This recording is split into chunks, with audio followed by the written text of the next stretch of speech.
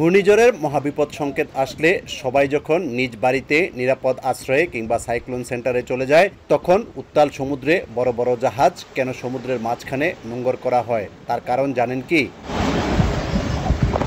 জাহাজের নাবিকদের জীবনের ঝুঁকি থাকা সত্ত্বেও কেন তীব্র বেগে ছুটে আসা ঝড়ের সময় জাহাজগুলো গভীর সমুদ্রের মাঝখানে নোঙর করা হয় তার কারণ অনেকেরই অজানা। আবহাওয়া অধিদপ্তর থেকে মহাবিপদ সংকেত জারির পর অমানবিকভাবে জেটিতে নোঙর করা বড় জাহাজ সমুদ্রের মাঝখানে নোঙর করার নির্দেশ দেয়া হয়। সেই সাথে অসংখ্য নাবিক তাদের জীবন ও পরিবারের মায়া ত্যাগ করে জাহাজ নোঙর করতে ছুটে চলে গভীর সমুদ্রের মাঝখানে।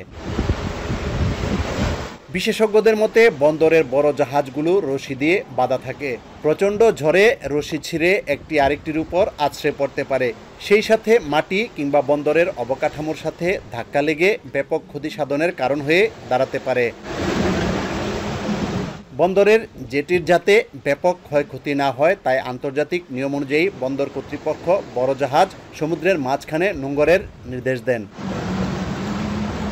তাছাড়া বড় জাহাজ বন্দরের চ্যানেলে ডুবে গেলে অন্য জাহাজ ভিড়তে অসুবিধা হতে পারে, তাই ছোট নৌযান উপকূলের কাছাকাছি নিরাপদ স্থানে নোঙর করা হয়। বন্দরের চ্যানেল থেকে 2 নটিক্যাল মাইল দূরে ঝড়ের সময় নাবিকরা জাহাজ নোঙর করে। মহাবিপদ সংকেতের সময় জাহাজ নিয়ে চ্যানেল অতিক্রম করা খুবই দুঃসাধ্য। ঝড়ের সময় জাহাজে উঠানামা করার জন্য মই ব্যবহার করতে হয়।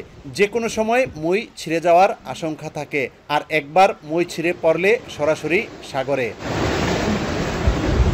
ভয়াবহ ঝুঁকির এ কাজগুলো করেন নাবিকরা। তারা জানেন যে কোনো সময় মৃত্যুর মুখে পড়তে হতে পারে।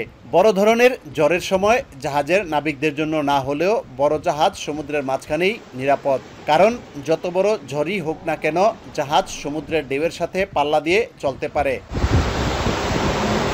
এসব মালবাহী জাহাজের স্টেবিলিটি হাই থাকে, তাই ঢেউ চলে যাওয়ার পর সেগুলো পানিতে আছড়ে পড়বে, কিন্তু ডুবে যাবে না। প্রচণ্ড বাতাসে জাহাজগুলো কোনাকুনিভাবে একটি নির্ধারিত সীমায় আস্তে আস্তে চালাতে হয়। বড় জাহাজের 2টি ইঞ্জিনই চালু রাখতে হয়। 2017 সালে চট্টগ্রামের আনোয়ারা সৈকতে ক্রিস্টাল গোল্ড নামে একটি জাহাজ আটকা পড়ে। 192 মিটার দৈর্ঘ্যের বিশাল আকৃতির এ জাহাজটি দীর্ঘদিন আটকে থাকায় প্রায় 500 মিটার জায়গায় পলি জমে যায়। ফলে বিশাল এ জাহাজটি আর সমুদ্রে নেওয়া সম্ভব হয়নি। অবশেষে 2021 সালে জাহাজটি কেটে ফেলতে হয়, তাই ঝুঁকি এড়াতে বড় জাহাজ সমুদ্রের মাঝখানে নোঙর করা হয়।